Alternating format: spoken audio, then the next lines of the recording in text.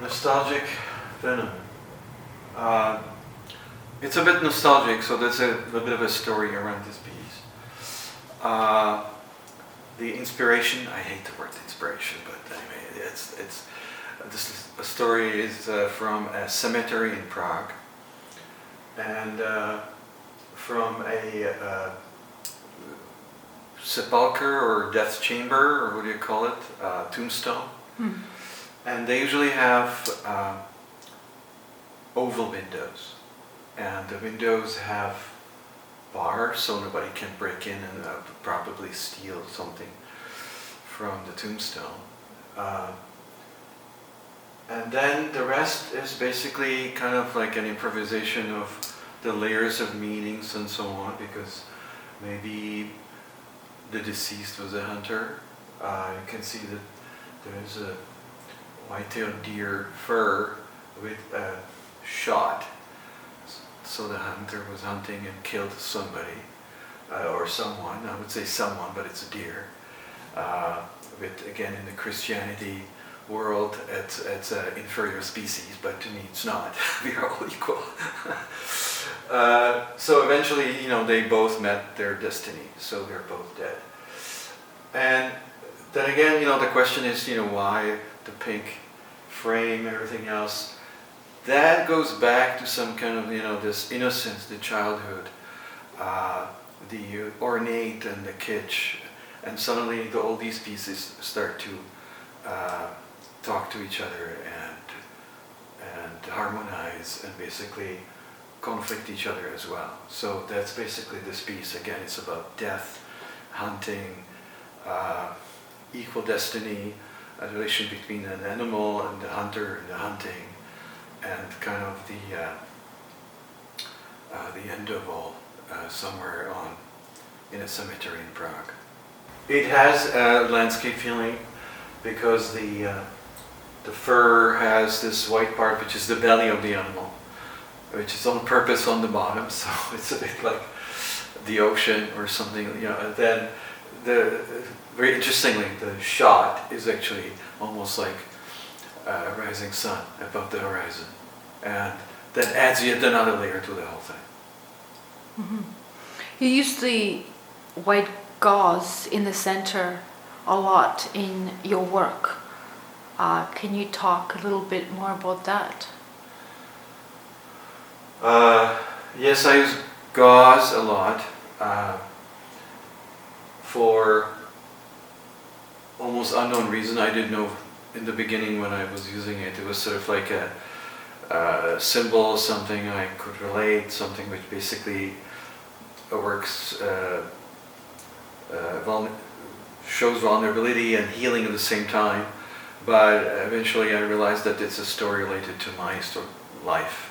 Because when I was 14, I experimented with an explosive and it blew up in my hands, and I was in gauze for 6 months on both my hands. I was exposed to that. That was a lot of pain, a lot of anguish. So it comes from that, but obviously it's quite symbolic. It's this medical thing, always kind of this raised finger saying, well, beware, you might need that, you might be exposed to that eventually in your life. So. Very Good Friday, I guess I usually come up with the names after I've done the work. So it looks like a Bugs Bunny.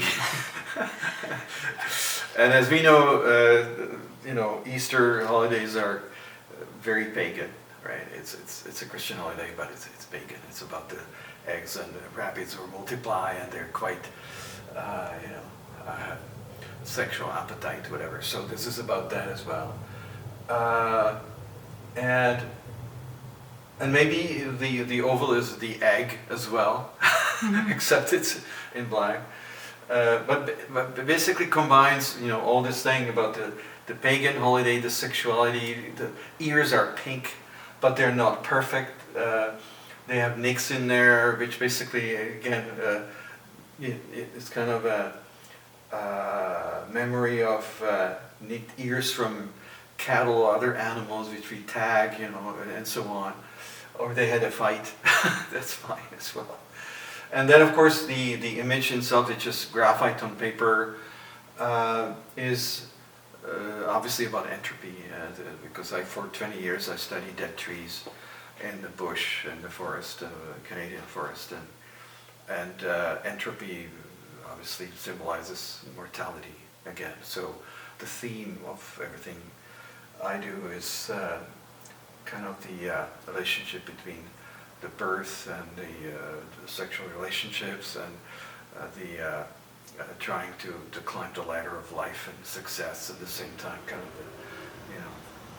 the reminder that there is this part which is the decay of the mortality part as well, or whatever. But again, it's all wrapped into this holiday thing, into the pagan holiday. Okay, right. Mm-hmm. It is, but that's what I like about a lot of work. What I do is quite at the edge, so it's double entendre, triple entendre, ambiguity. Basically, I walk all these where we can read into it, obviously, but the piece is partially it's a deceased tree. There is maybe a bit of Pinocchio in it as well. That's what I see as Right. well. I see that. So Pinocchio, and then this thing could be, that carp, fish, that what do you call it, the full of air, or maybe it's the milk from a carp at Christmas as well, which is a carp semen, by the way, for people who don't know what milk is, which people find disgusting, but it's a great food. Right? Okay. Okay, this is the from the Gargoyle show from I think 2016, if I'm correct, which is quite phallic, some people say, or is quite suggestive, but again, it's very organic. There's all kinds of spewing things and ejaculations and liquids and embryos and penile extensions and everything. And basically, when we say gargoyles, obviously we're referring to the gargoyles on cathedrals, Gothic cathedrals, who are supposed to spew out all the water coming down the roof, but at the same time they're defending the cathedral against evil spirits.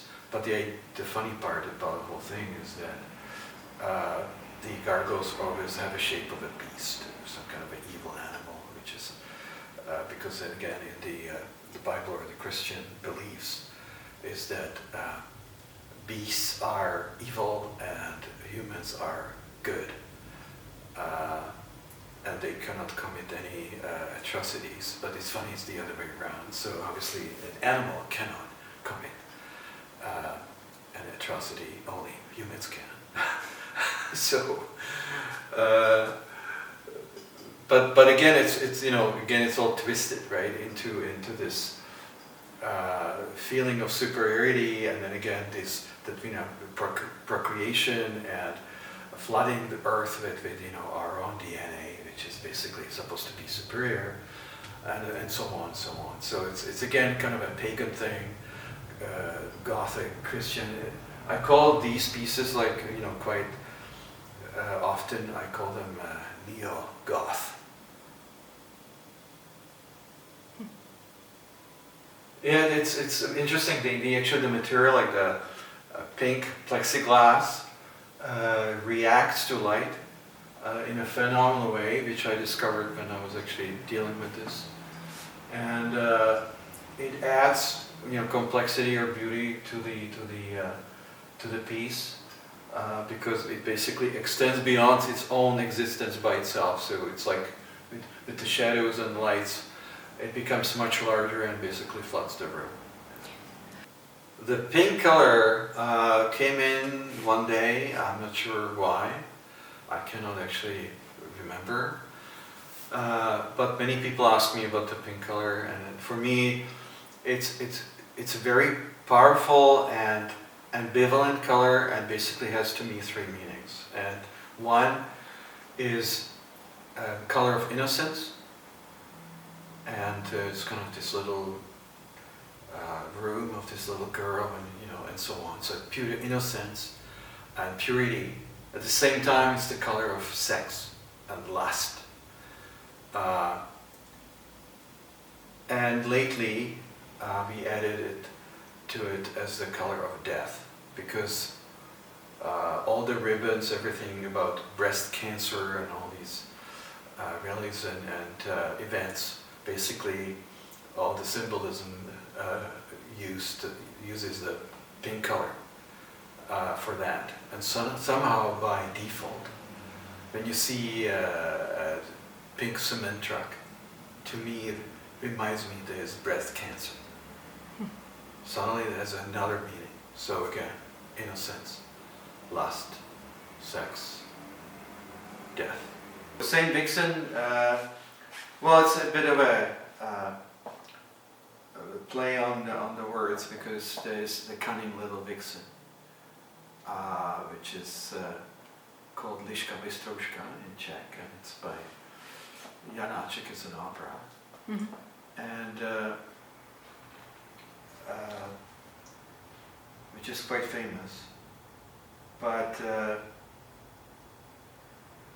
again, this animal it's actually a fox originally, and the base of the body is actually a taxidermy mannequin, and that has quite an importance. There'll be another piece that we'll be talking about, is that taxidermy mannequins are mass-produced by companies for hunters, who basically then use them to put fur over them, and then use them as trophies, or in a museum, or at home as well.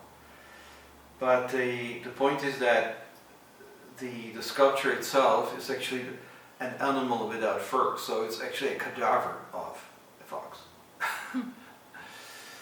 And then the next layers, in this case, we're talking about the sexual enhancements. That means we're using an animal, but we're talking about people. And we all want to be taller and be higher, and have people usually wear tall hats and all kinds of headgear and so on, because that was always cool thing to be, taller than other people, and all kinds of ornaments. So for example, the tassel at the end. That's something which is still being used today, around for centuries, and it's quite symbolic. Okay, people saying, what is a tassel? What does it actually represent? And in essence, a tassel represents sexual health, because people with a lot of good, strong hair are perceived, and people, especially women, as very sexually, what do you call it, mature and strong, and they will have great babies. So that's the reason for a tassel. It represents that particular thing.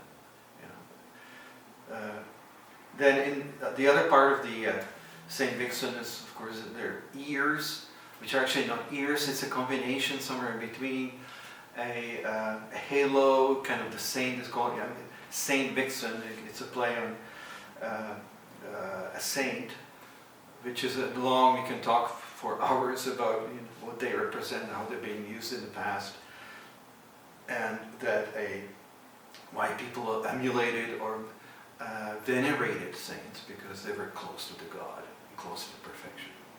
And again, we want to be close to perfection, because if we are more perfect than others, then we will have better looking wives and better looking babies, right? It's all connected. The ghost part, again, it's a combination of several meanings. Again, nothing is straightforward. So again, it's much along the legs. It means you're talking about plastic surgery and botched plastic surgery, and there's the entrapment. That means a bit of a this confined and imprisonment, but in almost in a symbolic sense that in this case we are prisoners of our own mind as well, which is more than on that topic. People are in prison or they're in their room or somewhere, but the biggest prison we have is in our head. This is I would say, strange piece, because there are several ideas which are incongruent in my opinion, because it has corners, and then the material here is actually spandex. So, in my opinion, spandex is always associated with underwear and kind of more, feminine fabrics and parts. And of course, then here, there's a crevice. So again, obviously, there's some relation to those body parts and crevices. Let's not go any further. But then, of course, then there's this shocker, because out of that black part is actually black bear fur. And those things just don't go together really at all. But at the same time, they're insinuating, like we have some ideas, we've seen this before. At the same time, it looks like eyelash to me, like a big one, maybe from like a humongous doll. And then again, it's a crevice, right? Then of course the whole thing is, it's a bit bent, like we know that some human parts occasionally are bent. So let's stop right there. But it has corners, which is not only throwing off the whole thing. What is it? It's a bit more geometrical. It's too much geometrical to be totally organic. So it's kind of really play on the human mind. What we, in terms of parallels, symbolics, what we perceive and want to believe, and then it's throwing us off at the same time. Right? So the bear fur is black, and that it's a quite nice color to work with, especially in combination with the pink. Then of course, bear fur is bringing all this symbolism about black bears, which are big, and they're teddy bears, and then we use teddy bears in our childhood, and then they're the big bears, and they're dangers, and they're in fairy tales as well. So all the symbolism and basically all what we know about bears is here as well, somehow in the background. Yeah, again, there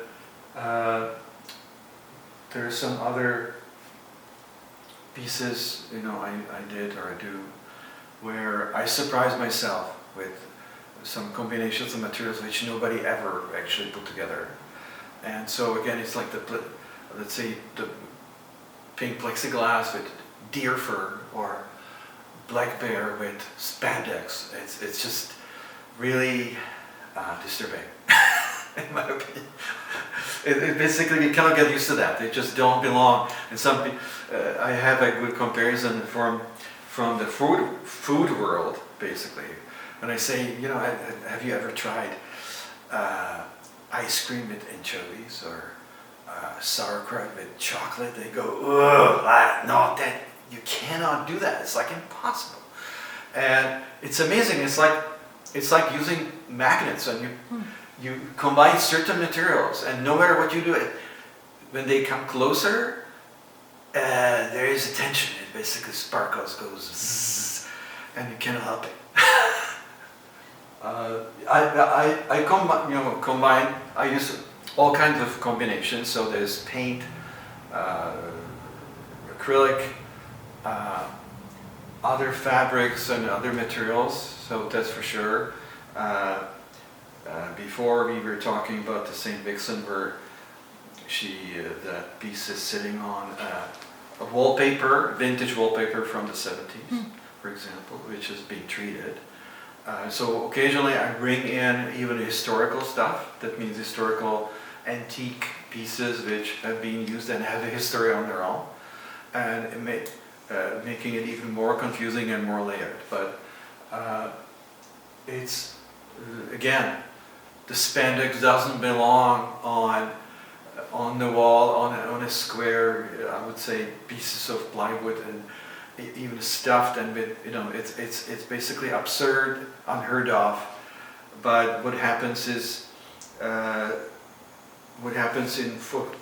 our minds, we have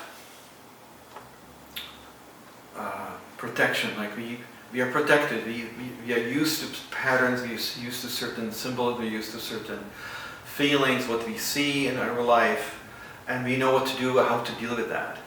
And my goal occasionally, or very often actually, is to open that little door to basically create a situation which one of curators and art historian described as Lumir is doing derailed situations. I basically derail kind of our thinking, where suddenly bring things together which normally we don't associate, and now we don't have the protection or the means to observe them together, and then open basically a door, like into a different universe. The name Tribal Gothic is it's a tough one to answer actually. But when I mean tribal, so I mean I go into really the primeval perception, the primeval life, almost like the what I call it, lizard brain of ours. To go very deep in, when we were kind of like on that level. The beginning of our evolution as a species, right? And maybe the Gothic is because because maybe of the pink, because I grew up in Prague and I was obsessed. I'm still obsessed with Gothic art. And the Prague National Gallery has a phenomenal building full of Gothic art. And when I was in my 20s, every day I would cross the Charles Bridge and go to the National Gallery and look at one piece from let's say Mr. Jablonski, one piece at a time every day. And if you're familiar with Gothic art, it has very specific colors and all the primary colors. So basically the gowns and of all the saints or the people on the picture are usually pink or red or blue or green on some kind of gold background. That's it, right? And somehow maybe that pink is coming from the Gothic art, because many of those saints or all these people had that color. And why I was still fascinated by Gothic art, because it's very strong. It's, in my opinion, it's so modern. When you look at some, very contemporary art, and then you go to the Gothic section, it's so contemporary. It's so strong. It's so emotional, because at that time, the people really believed in it. Like it was, they were drinking the Kool-Aid. And it shows on the picture, right? So gargotomy, because I had to find a name for this. So sure, yeah, it's a bit of anatomy, and a combination of a bit of the bend I talked about before, irregular shapes, and then it's a bit of a womb, and like embryo, like some kind of a crevice, because let's face it, like all procreation, everything is happening somewhere inside. It's not in the open. Our thoughts and new people and new animals, they're always somewhere in some kind of inside of an egg, inside of somewhere, in the dark. And so I created a little bit of, an inside, like a little bit of a crevice again to see what's happening in this abstract, dissection of some kind of a body which normally doesn't exist, but it's right. It's just a fantasy. The pieces inside are drawings, and there are several layers with some ultimate layer in the back, which probably is black velvet, so you don't actually see through that period. Right? The light doesn't penetrate. It's all happening in the dark. Whatever is happening there. There's another part I usually don't talk about, that the drawing inside is actually quite extended. So it might go all the way here. So most, like 80% of the drawing is obscured, and it's cannot be ever observed unless you destroy the whole piece. So that's kind of there's a bit of a conceptual art in that concept of this unrevealed or hidden agenda, the hidden energy of all the drawing being done, which you can never actually see unless you destroy the whole thing. So this sculpture or object is from the Gargo show from 2016. There were two sculptures. One was Adam. This is Eve. The K comes from Kafka, which I read all my life, and because he used the name in the trial, and that's Mr. K there, and so that again relates. I was talking about Saint Vixen. This is not a fox. This is actually a coyote. And again, it's a mannequin, so it's mass-produced for taxidermists to put the fur over all this. So again, it's a cadaver, so it's not a sculpture. It's not depicting the animal per se. It's depicting a cadaver of the animal. And then it has all the signs of plastic surgery and enhancement. So in this case, extremely long legs, because even the plastic surgeons are now elongating women's legs, usually in women. I think thigh bones, and ears, and of course the tail is quite telling. It's not necessarily it's called Eva, but the gender is not totally clear, because in this case, it's probably the tail is the main attraction. And then the materials here are, it's all plexiglass or plastic. So with other materials, as well as acrylic paint and so on. So it's again, it's a bit of a hybrid, and then it reminds me of an insect as well. So funny, when you talk about Kafka, we have, everybody knows the metamorphosis thing. Not that many people read The Child or The Castle or all the other novels, but everybody knows metamorphosis. And so to me, this is a bit of a metamorphosis, where going back to the plastic surgery or the body surgery, when you want to metamorphose yourself into a better being, again, more attractive, longer, taller, beautifuller, happier, and so on, and more attractive to the other sex as well. And it's a bit insect-like to me, right? Because it's with these long legs, it's creepy, crawly, and it's scary, and basically it defies the whole purpose of trying to look better, which everybody's seen the pictures of people doing all kinds of surgery on their face, and it backfired big time. Was it Versace? What's her name? There's one. Few celebrities. Yeah. Who basically suffered a major setback, and their face was then horrible after what happened.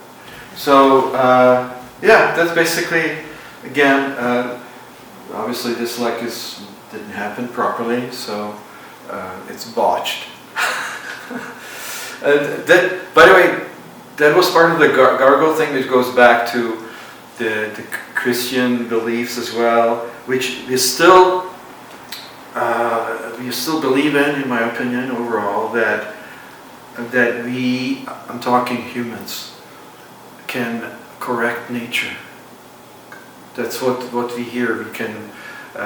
There was actually not even a Christian. There was even the Marxistic beliefs in science that you can correct nature, you can make it better. That it's not perfect. That we, as a super species, we can overcome all that and dominate basically the universe and correct. Again, I like the word correct nature, which I think is a big mistake. It's basically saying we don't understand nature.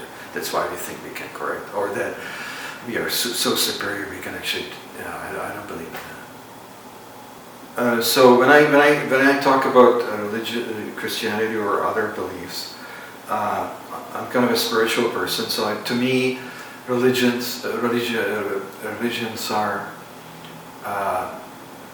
kind of cultural, historical moments. They have to happen. Somehow people have to deal with mortality and with things they don't understand. So that's a natural evolution thing.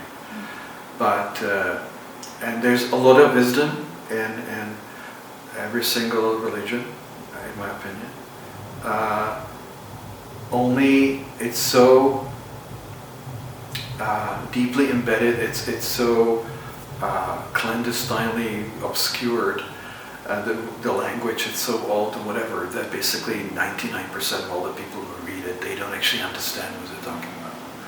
So, because when I was much younger, I had the opportunity to spend a lot of time with a priest that was back in former Czechoslovakia, and we were comparing Zen Buddhism with the Bible, with the Christian teachings.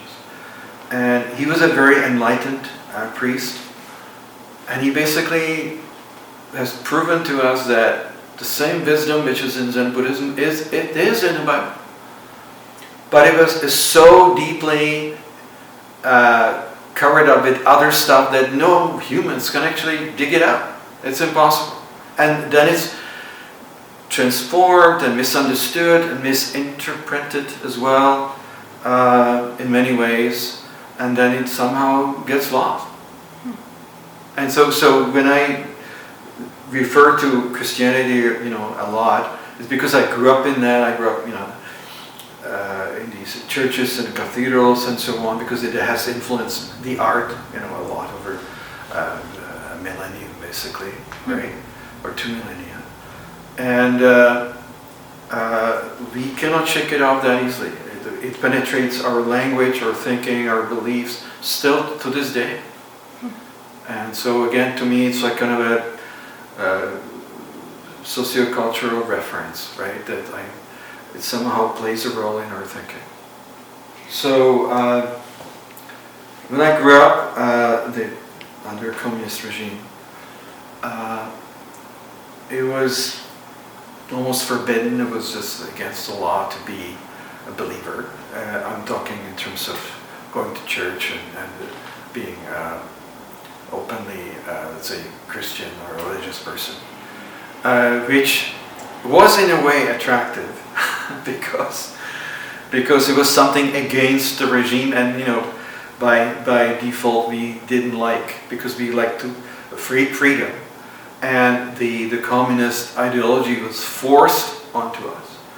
And we needed some kind of an event. We needed to escape that. So that's kind of quite a contradiction, because I'm just, at one point here I'm saying that the Christianity it's so obfuscated and it's difficult to understand, and it's deep. It confuses people. That's true. But at the same time, it was attractive because we had this pressure to believe in this, one ideology, and we wanted to something else as well. Because they told us not to believe that religion is a poison. Typically, that's a Marxist thing, right? Is that religion is a poison of man, to mass, or for the masses. So we wanted to taste the poison. You know, there was a natural reaction. Right? But then again, as you grow up, you get attracted to it, you understand, you read it, you discuss it, you think about it, and so on. But you know, it of course plays a role in your life, right? And then eventually it manifests itself in your art.